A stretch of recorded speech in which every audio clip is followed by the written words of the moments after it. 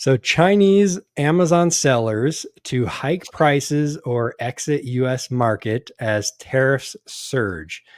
Chinese sellers on Amazon are bracing for major disruption after President Trump raised tariffs on Chinese imports up to 125%, triggering concerns about viability in the US market. Sellers are either increasing prices, some by as much as 50%, or shifting focus to markets like Europe, Mexico, and Canada. China accounts for roughly half of Amazon's global sellers, meaning these changes could lead to price hikes, inventory shifts, and supply chain reconfigurations across the platform. For US based Amazon sellers, this may reduce direct price competition from Chinese brands, but could also strain sourcing options and raise overall market costs. So, definitely big. He essentially didn't eliminate it, but reduced all the tariffs down to 10% for all countries except for China, which is at 125%. So, who wants to lead off with that big one? Well, are we just talking about Chinese sellers, or are we talking about what American sellers are doing too? Both, I guess, because obviously a lot of American sellers source from China. So it hits both sides for sure. Well, I can tell you what we've been talking about with our brands over the last 2 weeks. That if that's interesting to you, like what we've been telling them to do as an agency. Um, Absolutely. so It's definitely interesting. You don't even have to ask that question. Everyone is scrambling for advice on this, I think. okay. For sure. Well, so what we've been talking about with our brands is, first of all, if they were going to have a shipment, then maybe postpone it until things were happening, or till we know a little bit clearer what the final resolve will be. Mhm. Most large brand, the larger the brand, the more options they have. So you saw what Apple did with iPhone. They immediately shipped a bunch of phones to have them manufactured in India or sent through India. So larger brands will be able to find ways around this. In fact, the last time these tariffs happened, a lot of production moved to Vietnam, Taiwan, those places. So larger companies, there might be a disruption in inventory, but for the most part, they have a longer cycle, they have more cash, so they're a little bit more robust. With smaller businesses, we're recommending that they kind of postpone their shipments and consider reducing or stopping discounts. So you might see fewer sales, especially Prime Day, and fewer sales inside brick and mortar as well, because Walmart canceled a bunch of orders as well. Mm. We're also going through with all of them and tightening their advertising KPIs and reallocating budget to higher margin items and items with higher levels of stock. So we're kind of focusing on maintaining current rankings, well, making sure that we're really fine tuning the KPIs and profitability on ads. And then we're also looking at increasing prices at a very small level, because you can't just pop up 100. I mean, if we were to pay the tariff 100% and raise the prices, the buy box would instantly get suppressed. So we're starting to Mhm. do incremental increases in the cost, but then bringing down with coupons. And coupons are more expensive for a lot of companies now, or they will be. So we're doing kind of our normal A/B price elasticity testing, knowing we'll have to circle back again. And then looking at cutting expenses if there's software that they're not using, or if there's other things that we can do to reduce expenses. And for some brands, they're looking at not carrying certain SKUs anymore, because they're Mhm. trying to maintain cash flow. I anticipate that there'll be some brands that will not be able to afford the tariffs, so they will abandon that inventory. Between that and the orders that were canceled, Walmart delayed their commitments for Q4 for their retail buyers. So between that and the abandoned shipments and people holding shipments, even when things go back to normal, hopefully soon, then you're going to see a delay of the port. You're going to see backups, and there's just not a lot of clarity, which is causing people to, be very, very concerned about the future. I don't know if that was helpful at all. Yeah. I Mhm. think so. I think so. Yeah.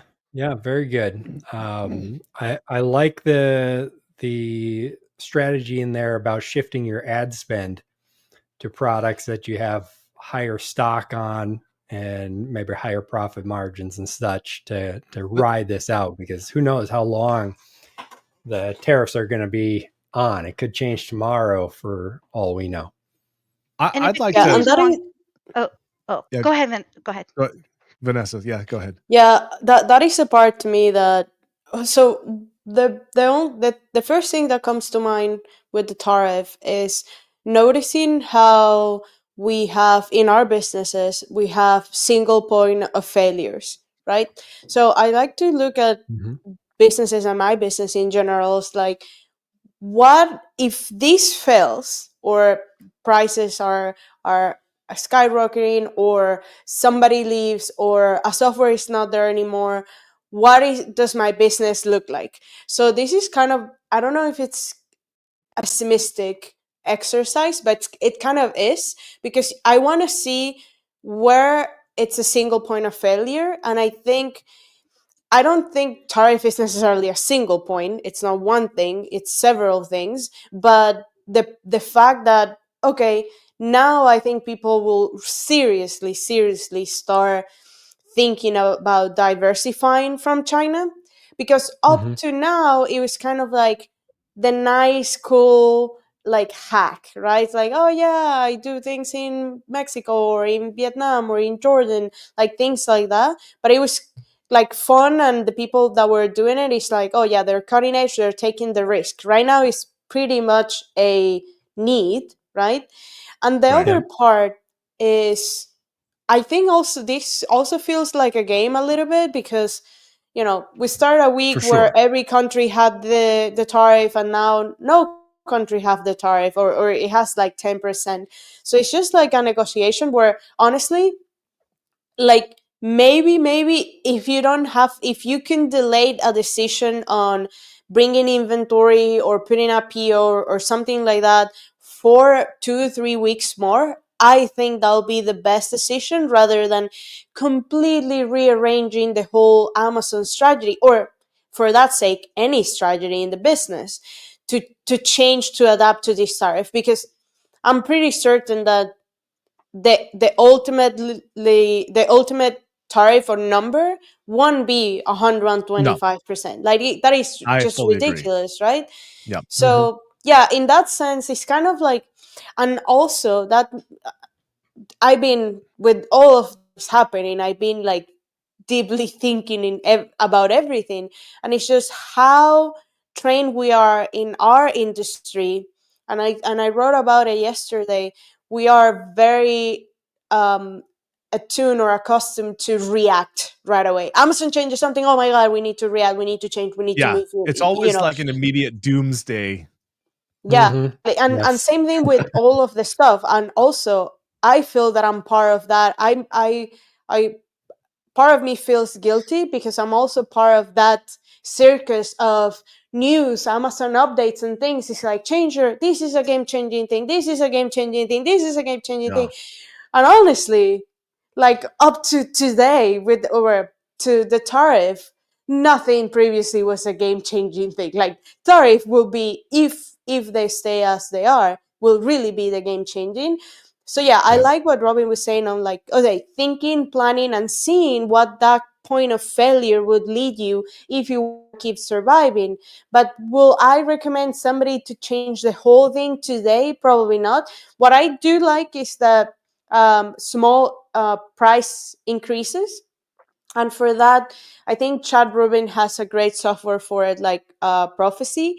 You can Prophecy. like Yeah. slowly increment, the buy box to see, test the elasticity and things like that, and it also give you room for the big jump, right? Like, you don't go from 25 to 35, you go from 25 to 26.30, then to Mhm. 27, and it's slow, right? Because if not, we're Mm-hmm. gonna lose the buy box again. And honestly, back to the news, it's like, imagine if Chinese sellers, who most of them are manufacturers directly, are thinking about leaving the platform. This to me is just like, oh, okay, we're in big trouble.